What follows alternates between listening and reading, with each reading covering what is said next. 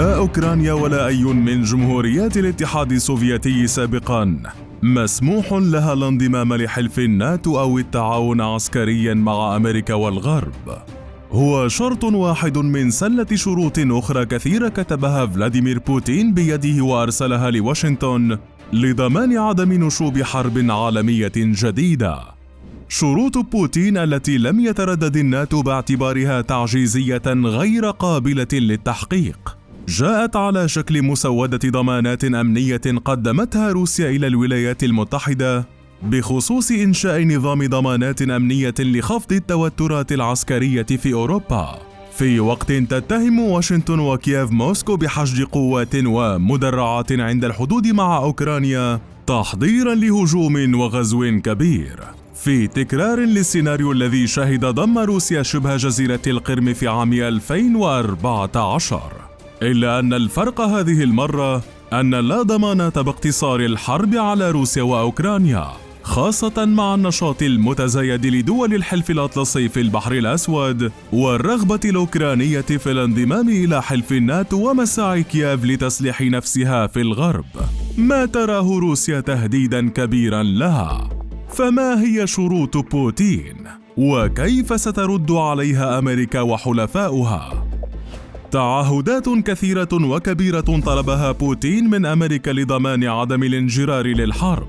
على رأسها منع امتداد حلف الناتو شرقاً، خاصة محاولة ضم أوكرانيا للحلف، وعدم انضمام أي من دول الجمهوريات السابقة للاتحاد السوفيتي إلى الناتو، مع حظر إنشاء قواعد عسكرية فيها أو استخدام البنى التحتية فيها لممارسة أي أنشطة عسكرية، مع التزام واشنطن وحلف الناتو بعدم تطوير التعاون العسكري الثنائي معها. الضمانات الروسية المطلوبة تضمنت تعهدات روسية أمريكية مشتركة، مثل عدم مشاركة البلدين بشكل منفرد أو ضمن تحالفات عسكرية تضر بأمن أحدهما الآخر، وتعهد موسكو وواشنطن بعدم استخدام أراضي دول أخرى لتحضير أو تنفيذ هجوم عسكري على أحدهما الآخر، مع امتناع الدولتين عن نشر قوات وأسلحة بمناطق تهدد أمن أحدهما. شروط بوتين تضمنت أيضاً منع تحليق قاذفات وطائرات ثقيلة أو نشر سفن حربية سطحية في مناطق قد تمكنها من ضرب أهداف في أراضي الطرف الآخر، إضافة لوضع حد أدنى لمسافة التقارب بين السفن والطائرات الحربية لكلا الدولتين. الرئيس الروسي اشترط أيضاً التعهد بعدم نشر صواريخ متوسطة وقصيرة المدى خارج حدود روسيا وأمريكا في حال كانت أي منها قادرة على ضرب أهداف في أراضي الطرف الآخر.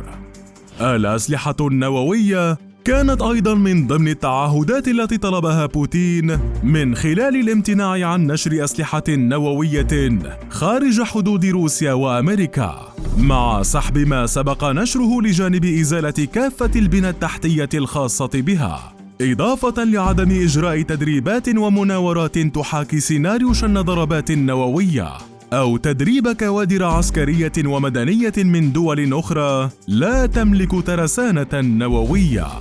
وفي وقت يرى محللون أن عدم الرد الأمريكي المباشر رفض مبطن، يبدو أن حلف الناتو انتهج مساراً أكثر تصادمية، عندما أكد الأمين العام للحلف يانس ستولتنبرغ رفض مطالب روسيا بالتخلي عن وعوده بضم أوكرانيا وجورجيا في المستقبل، قبل أن يجدد عزم حلف شمال الأطلسي مواصلة التوسع شرقاً، ما يشي بأن الناتو اتخذ قراره بالتصدي لروسيا حال فكرت بغزو أوكرانيا، بالتزامن مع تهديد الاتحاد الأوروبي وأمريكا لموسكو بعواقب وخيمة إن أصر بوتين على المضي بمغامرته للسيطرة على أوكرانيا.